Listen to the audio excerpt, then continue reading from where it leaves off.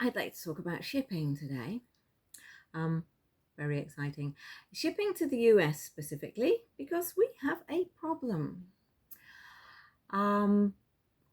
We are qualified to ship dangerous goods here, and as are a lot of perfume people, because if your perfume contains ethanol, it's flammable, so it has to go in a very special place in the plane just behind the captain.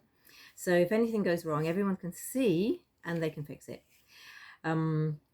There are different rates, so if you're sending small bottles up to 30 mils, it's a lot less expensive than if you're doing 50 mils. I just wanted to 50 mils or more. These go as what's called EQs, accepted quantities. It's not quite as expensive extra charge to ship as these. So there we go, qualifying to ship dangerous goods so that we could get our stuff off to Lucky Scent. And after years of doing this, we got a really good deal eventually with DHL so that we could send directly to our customers. And it's worth it sometimes if they're buying enough stuff to pay what was a $30 shipping charge for small ones. And if they spent $300, then we would pay it for them, because shipping is never free, but we sometimes pay it. And we're fairly tiny, so getting those deals was it took us a while. We have to send a lot of stuff. And we've got up to the point where about 15% of our orders are from the US. So it's quite a significant chunk of business. And before that, up until about 2000, we were actually sending quite a lot to the EU. And then Brexit occurred. Interrupt at any point. So Brexit occurred. We had sort of 4 years of planning for what might happen, during which time nobody knew really what was going to happen. I even got interviewed by James O'Brien about it. Oh. Yeah, I know, it's very exciting. And I said, I think this is what's going to happen. And everything I said came true. It wasn't good, but I'm quite good at seeing into the future. So yes, it was all very difficult. And right up, we shipped with DPD by land, carbon neutral to Europe. And they kept flashing up on the website, prepare for Brexit. Okay, yeah, but how? You have to prepare, you got to be prepared for Brexit. In what way? What's going to happen? Who's building what? What extra checks are there going to be? What's going to happen with the VAT, with the tax? What's happening? We don't know, but prepare. So what happened actually was the official day that the drawbridge came up and the portcullis came down and the moat was filled. Yeah. We sent a parcel, and it was sent straight back, and the customers were being asked to pay VAT, and nobody knew why. We got one parcel, got as far as 10 meters from the front door of, and it was a book, it wasn't even dangerous goods, front door of one of our suppliers. We'd sent them our book, and you can track it with DPD. You can see it was there, and then it got sent back again because apparently nobody had signed for it. Whatever, it was very, very frustrating. So we stopped. So for 2 years, we didn't ship anything to the EU at all. Wow, I didn't know it was that long. Yeah, it took that long before it was, of course, for tiny businesses like us. What had happened was that they were doing this deal for people who are selling cars, people selling planes, people are, I don't know, huge stuff, containers full of, but they forgot about small businesses who were sending small amounts of things to small people. Anyway, completely forgot about that. All ground to a horrible halt, and lots of businesses that think, wow, okay, how are we going to deal with this? So of course we then started to look to the US. It was always going to be more expensive to ship because it's a lot further away, but we started going in that direction, and we managed to get to the point where we could negotiate a fairly good rate on the shipping. we joined a scheme where we pay VAT into DPD collects the VAT for all of European countries, and then it distributes them to the right country. So all of this is a whole load more admin, whole load more administrative charges. So it all costs a lot more, and it's a faff. We used to put a label on off it went to Europe. Now Nick has to spend sort of 20 minutes on each parcel filling in all. So it was all a whole load of bother. But that was after 4 years of get ready for Brexit, and then it happened and nobody was ready. And then another 2 years before this organizations were set up so that small companies could do this. And anyway, we got there eventually. Even now, occasionally, we put one of our little badges in a parcel once as a free gift just recently, and that got sent back because it hadn't had the country of origin of the badge, which is the UK. It's made in Manchester, but that hadn't been declared on the customs thing, and somebody got, I'll give them a free badge. It's like, no, parcel got sent back.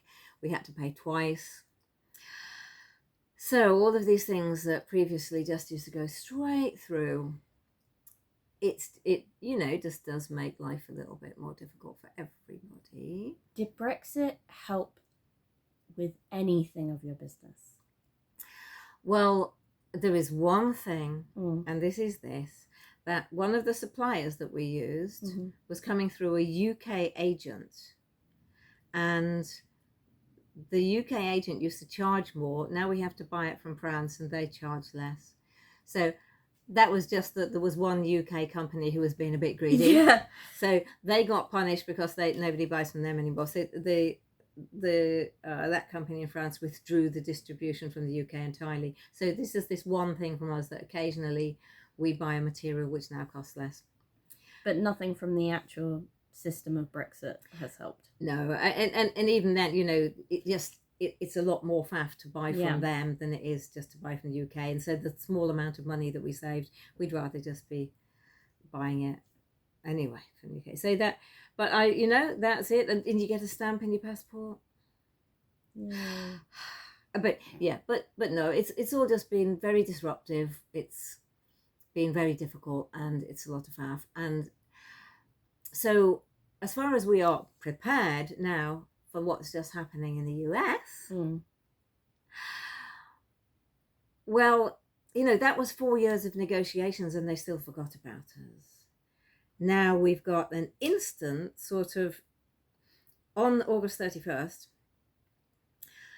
suddenly the channel that the perfumes used to go through, and we're still talking difficult, still a lot of friction, as they say, did not smoothly go through. Still have to fill in a lot of forms, declare everything on the customs, do all the values. But if it was under $800 in value, it could go straight to the customer with DHL. So now we genuinely have no idea what's going to happen on August 31st, because now the $800 ceiling, that's been dropped to zero.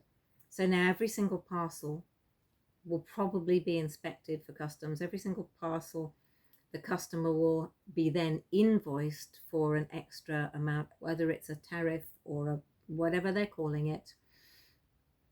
Somebody is going to get a bill for this thing appearing in their country. They're going to be taxed on it in some way because it's foreign.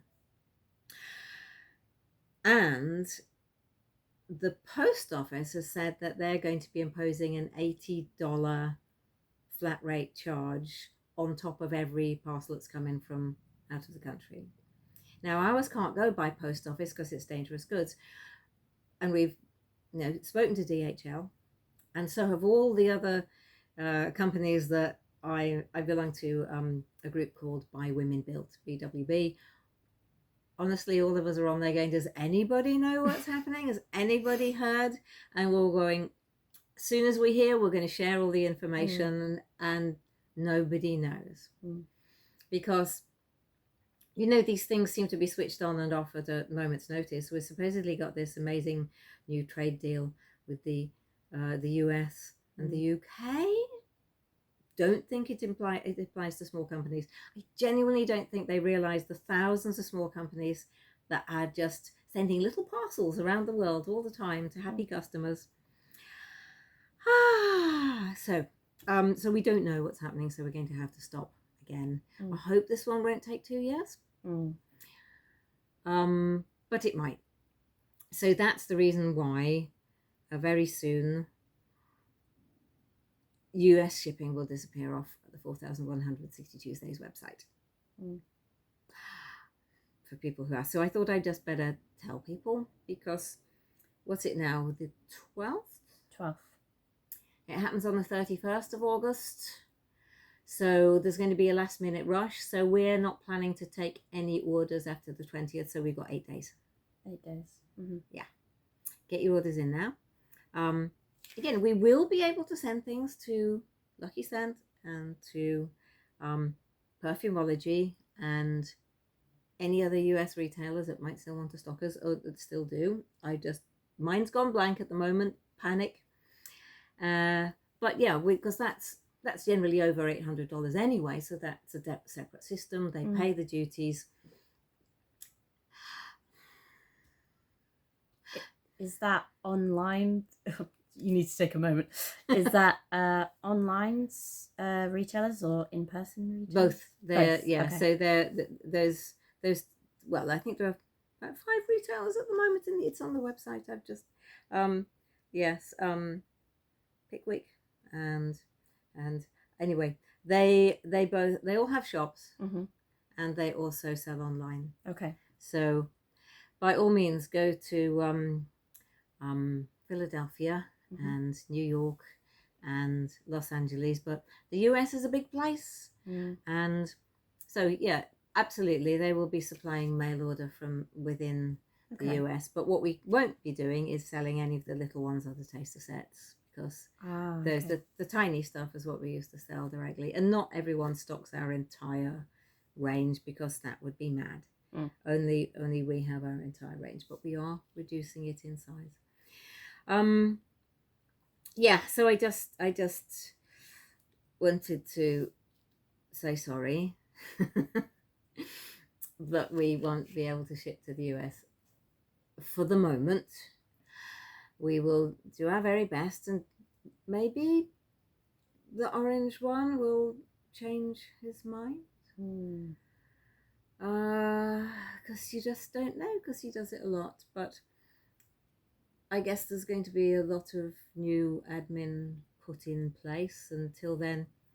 I mean, with Brexit, there were just warehouses full of parcels that couldn't leave the country. It's just a nightmare. We were shipping with FedEx at the time. They were just we had to actually ask somebody to go and see if they could find the parcel, get it out and ship it, because they was just piling up. And I suspect that the same thing's going to happen, that things are going to be shipped back as well, because they get there and nobody knows what to do with them. So we're just going to have to stop. And calm. Well, funnily enough, speaking of the orange man, you've got an orange bin behind you, which is pretty apt for the situation. I'm never going to blame Space Boy for any of this. He's lovely. It's a different shade. Slightly different shade. This is Mandarin. It's just different. Yeah, I love the orange bin. It's probably time to. That's a sign, isn't it? I think it's a sign. Sorry, that's terribly unprofessional of me. Oh well, if we're talking of unprofessional. Anyway, at least that's just a phone call. Look, some people are trying to run a country. And there we are.